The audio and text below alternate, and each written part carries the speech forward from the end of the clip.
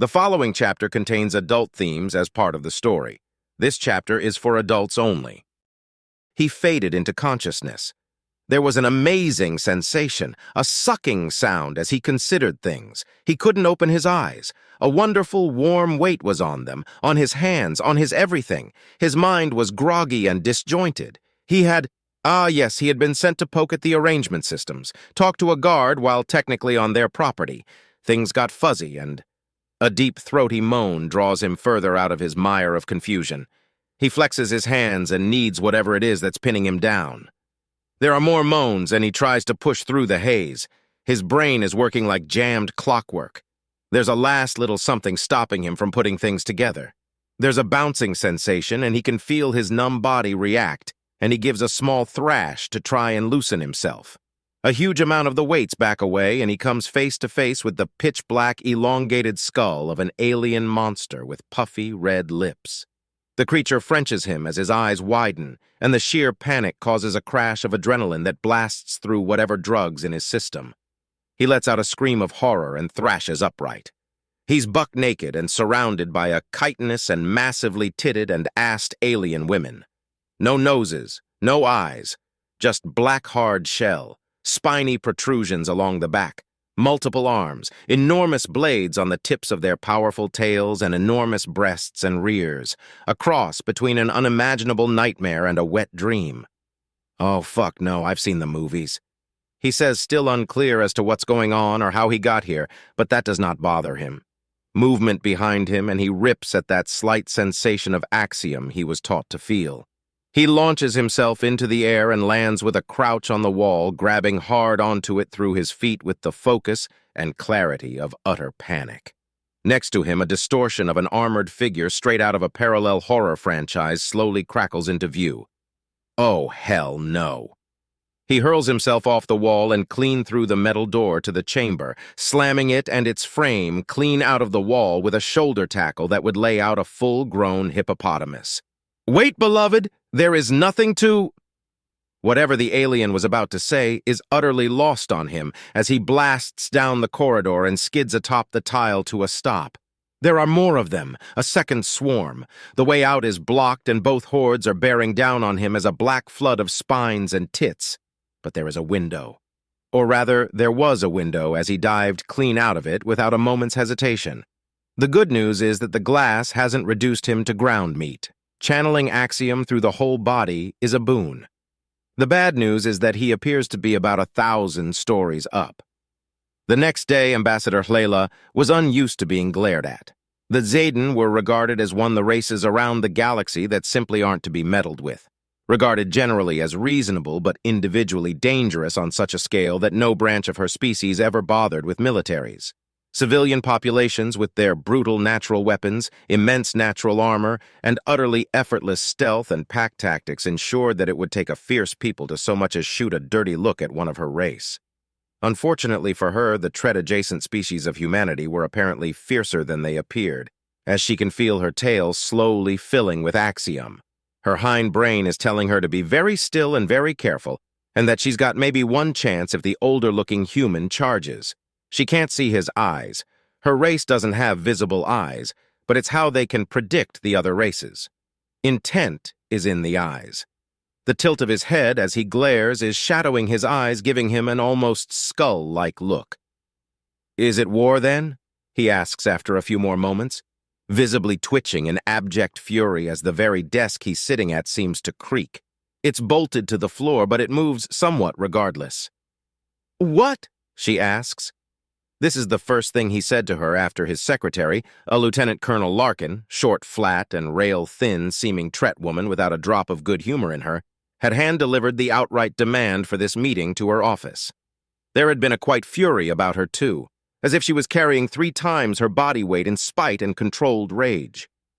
You have grievously assaulted and tormented a member of our military. That is a declaration of war. Soft and flat his tone may be. The sheer malice dripping off it sends terrified shivers down her spine. No, I haven't. Assault, kidnapping, enslavement, and rape are all a form of both assault and torment by legal definition. We're an arrangement system. We arrange marriages to any men not performing their proper service to the galaxy, she protests. finding her courage. He is a member of the military in good standing. That is the very definition of performing his proper service. He replies. He then picks up a datapad and the desk, bolted to the floor by standard regulation, lowers as he calmly, oh so calmly, places his other hand on the desk, drumming his fingers forcefully enough that each tap sounds like a stomping boot grinding into the ground and sets her nerves even further on edge. Corporal Herbert Jameson will survive. Barely. However, it will take treatments that have so far gone untested on humans for him to ever walk again. He has consented to these treatments and will be entering an axiom-based restorative coma within the next 2 hours. He fell nearly half a kilometer after escaping what he described as... He lifts the datapad up higher, which reveals his eyes in its light as he glares down at the text. A horde of ravenous alien monsters. He places the datapad down. I understand that there are cultural differences between your people and mine, he says, his eyes once more faded and only his tense body language a hint of his thoughts. She nearly sags in relief as he looks a touch calmer. However, she tenses up again. There are some things I do not understand, he states, and she braces herself. Perhaps you could answer some quick questions regarding them, he asks, and she nods.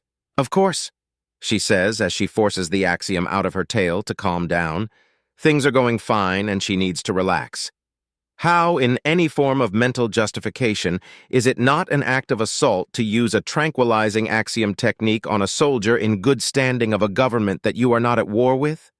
He asks, and she goes still. No answer? Then perhaps you could tell me exactly what you would call forcibly taking an unconscious individual to a location unknown to them for intentions other than healing or personal safety. Because the only word I can find is kidnapping. What do you want? She asks him, and he just glares at her through the shadows over his eyes. If you wanted bloodshed in return for what's happened to your soldier, you would have it. If you wanted massive leverage over the Versailles system, you would have announced what has happened. Yet you're speaking to me in person and emphasizing your bargaining position. What do you want? She asks, and he takes a deep breath and smirks. Very good. I was worried I was dealing with a coward, he says, visibly relaxing and pressing a button to summon Philip. Excellent news, sir. I'm glad to see you are making progress. Tea? Coffee? Philip offers from his small trolley, and Ambassador Hlela pauses, then gapes at the men. This was all planned, she realizes. Not all of it, but we did need a thin edge under the door to get some leverage. Is that caffeine? Layla asks in frustration, pointing to the coffee. Yes, madam. It's an intoxicant for my kind, so yes. Of course, madam, he says, and quickly both ambassadors have a steaming mug in front of them. What do you want? She asks him, and he takes a sip of his drink. I would have your support in spearheading an amendment to the laws allowing arrangement systems to operate as they do. They are obsessively pedantic with their desire for husbands? Layla says, putting aside the fact that she too had been obsessive until the point she had gotten married and calmed the hell down. I understand that. However, my proposition will seem to be absolutely harmless, but allow myself and my people a great deal of movement over the galaxy. How? Any man within government service to be exempt from the arrangement laws for the duration of their employment under a legal government, he says, and she pauses and thinks about it.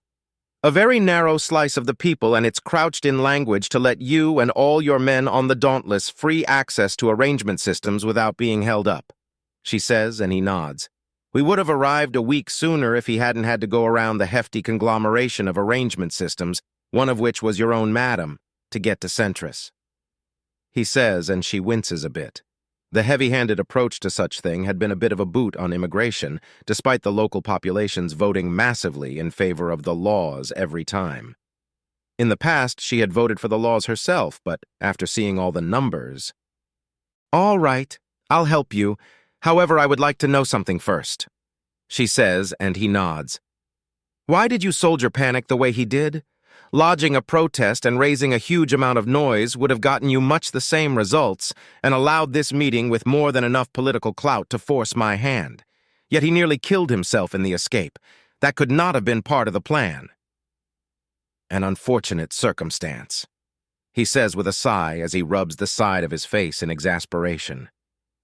I'm unsure if this is just a terrible galactic coincidence or something else, but your own species, the Zedden and the Yaoya, both of which his brides are chosen almost exclusively from, bear an unfortunate resemblance to horror movie monsters.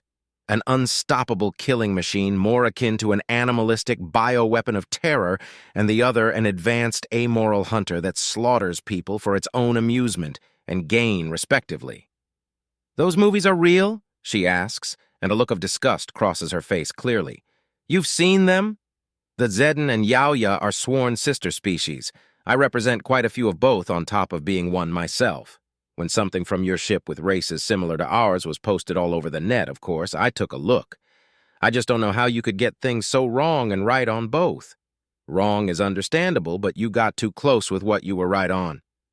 I'm unsure as well. However, understanding that both the Alien and Predator franchises are very popular horror and action series certainly makes his panicked fleeing of the situation understandable. I would nearly panic at that situation, and my family reunions are larger. The deformed baby ripping its way out of that poor man's chest and scuttling off into the darkness like it's some demonically possessed hell spawn was a front and center theme in a week's worth of nightmares. Then it just got worse, she exclaims before taking a slug of the coffee. It's very hot and the bitterness almost makes her gag, but the caffeine hits her system fast, and there's a pleasant blurring of the sensation of horror. Now I'm just baffled. If whatever systems you have in place to arrange who's married had access to this, then it was... Admiral Cistern begins before pausing. Madam Ambassador, do you have any political enemies currently working in your office? Excuse me? The average response from your system is to peacefully detain and introduce my soldier to his would-be brides one after another in turn. Instead, he was effectively drugged, kidnapped, and raped. You have been reasonable and personable during this meeting. I do not believe that your policies would cause this egregious lack of decorum from your office. Admiral Cistern cuts himself off as Philip walks in with a datapad. I don't even know what happened. I was having a normal day when your message came to me. I've been trying to figure this out myself. Yet you never once tried to deflect responsibility, or I have never been glared at by an individual whose face is naught but a mouth over a reinforced skull. I apologize for the offense I have given. She huffs a sigh and takes a slug of the coffee like it's hard liquor. Ambassador Cistern, I understand that you humans are rather new on the galactic scene, so I will forgive you. However, I must ask you to understand the culture of my people. One of the most, if not the most unifying trait of the Zedden. We are responsible. We are enormously capable in battle and in survival. One's choices, whom you trust, who you bond to. They are all your own responsibility. Someone under my authority knocked out, kidnapped, enslaved, and had your soldier raped. This affected him so badly that he nearly died in his attempt to escape. My subordinate. My fault. Madam, even if our conversation and your proven character had not convinced me to view you favorably, that statement would have. Really, this turn of events is a terribly unfortunate turn for both of us. I had intended to send my lieutenant to secure his release after being delayed. Use that alone as a reason to push these changes. Then the event has happened and cast egg on both our faces. Myself for sending a soldier into a horrific situation and, well, it happening due to your underling.